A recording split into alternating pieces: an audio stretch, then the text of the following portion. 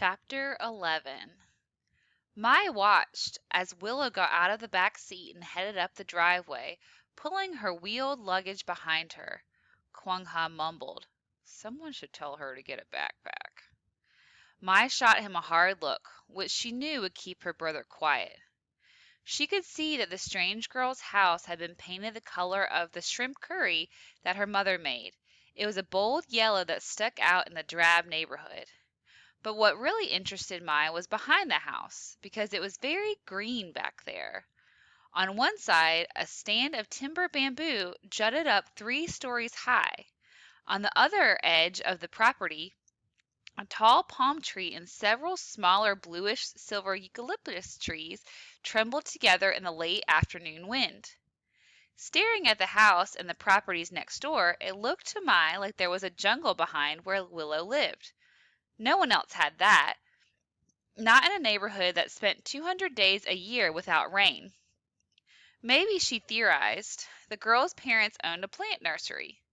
Her brother didn't seem at all interested in Willow or her house, but Dell stared intently with his nose almost touching the glass as Willow removed a key from a zipped pocket in her carry-on luggage. Any regular little kid would have then turned and waved back, or done something to acknowledge the people in the waiting car. But Willow simply unlocked the door and slid inside, disappearing into the shadows of the curry-colored house as if it were suddenly invisible. It was intriguing. Once Willow was gone, Mai watched as Del Duke jerked his car out of park, hitting the gas pedal so quickly that the Ford lurched forward like a broken carnival ride. Her eyes narrowed in suspicion.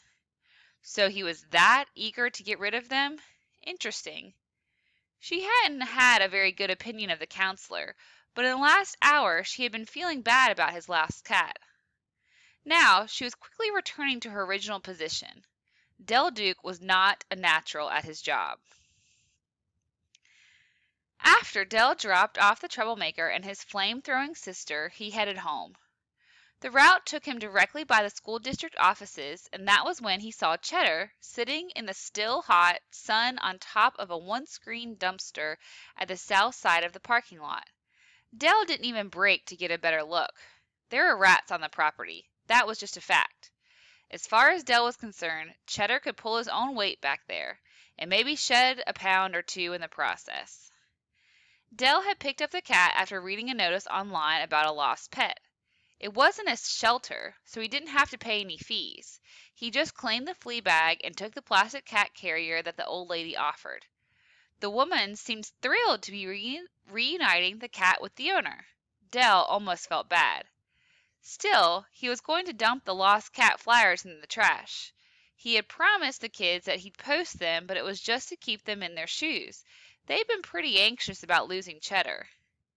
The flyers were on the passenger side floorboard of the car.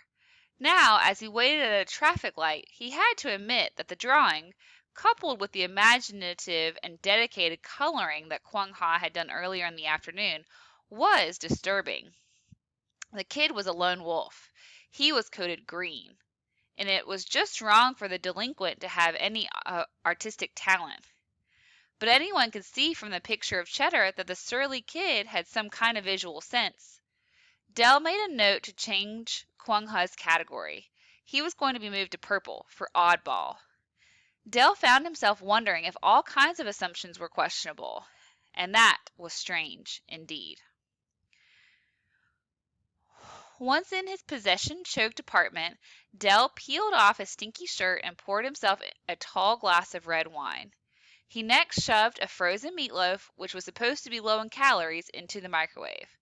The box claimed it served 3 people.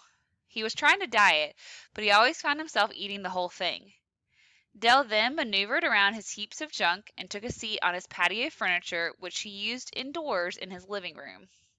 He was surprised people didn't realize that a decent chase lounge was much easier to move, yet still as comfortable as a couch. Most outdoor recliners had wheels for mobility, and you could hose off the cushion if you spilled a bowl of salsa. And who didn't on occasion? Under ordinary circumstances, Dell would have turned on the TV to some kind of reality show, and after consuming the meatloaf and enough wine, he would have fallen asleep. usually with his mouth open, which inevitably served as a spout for pink-tinged saliva. The saliva would have stained regular furniture, but it went right through the plastic weave of the lawn chair, which was another plus. Dell would wake up hours later, and if he had the energy, make his way through the maze of possessions into his bedroom, where he would crawl into a sleeping bag. This was another of his lifestyle choices. Once a year he dropped the sleeping bag off at the dry cleaners. Forget sheets and blankets and comforters and duvet covers. Modern life provided enough challenges without throwing in making the bed. But tonight Dell didn't fall asleep in a small puddle of drool. He lay awake in his sleeping bag, which he believed had the smell of a brown bear, a mix of wet fur and dead leaves and empty wine bottles, thinking about the events of his day and the genius kid.